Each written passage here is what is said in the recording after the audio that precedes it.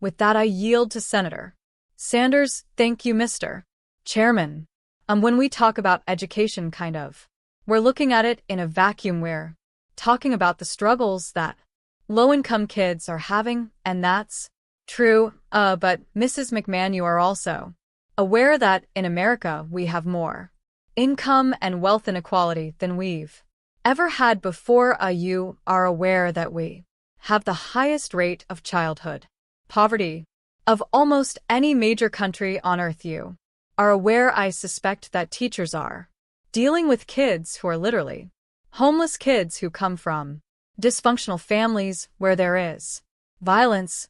Does it concern you in America that we are living in a society where the people on top are doing phenomenally well while 60% of Americans are living paycheck to paycheck? And how do you think that impacts our educational system? Thank you very much, Senator, for that question. First of all, let me say that I believe that teaching is one of the most noble professions that we have in our country, and we have so many good, dedicated teachers to help our students. I do think that we are trapping students often in low-performing schools, and that's why the president has such a strong policy towards school choice. But you will agree, I don't mean to interrupt you, but you will agree that you can't just look at it. You see, the truth is that middle-class, upper-middle-class public schools in America generally do pretty well. But if you are homeless, if you were a homeless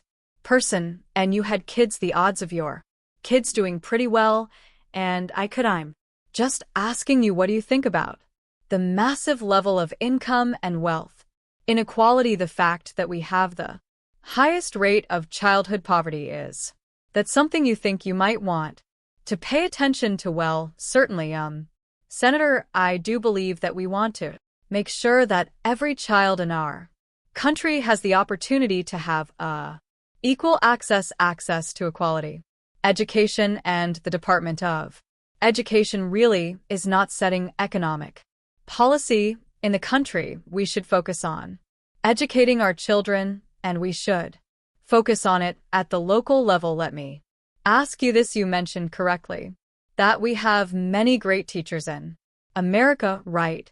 Yes, if you as a businesswoman wanted to attract the best and the brightest, would you be starting them off after they leave school maybe $50,000, $60,000 in debt with salaries of $35,000, $40,000? Or would you say, we respect you talked about teaching being the noblest profession? I agree with you. Would you agree with me? Support my legislation that says no teacher in America should earn at least $60,000 a year. Well, certainly the pay to teachers is up to the states where those teachers reside. I do believe we should pay our teachers fairly.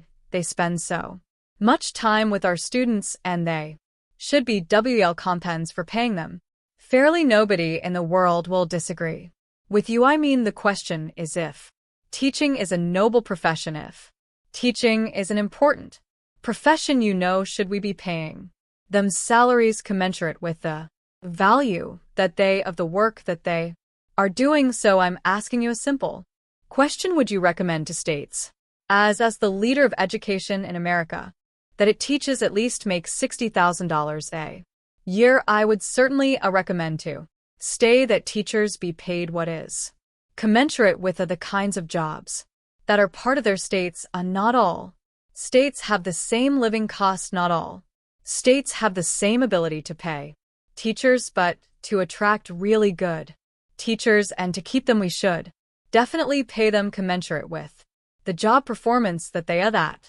are undertaking. Millions of young people, low-income people, are finding it very difficult to afford to go to college, and they're leaving school $200,000 in debt. A Pell Grant program provides assistance to over 7 million low-income young people in this country. Can you guarantee to us, if you are made a Secretary of Education, that no student in America will lose their Pell Grant as one as the department is dismantled? Cyril, the defunding is not the goal here. Continuation of Pell Grants. I'd actually even like to see an Expansion of Pell Grants. I'd like to see short-term certificates for Pell Grants for students who aren't going on to four-year universities who could have the opportunity to use Pell Grants for skill-based learning.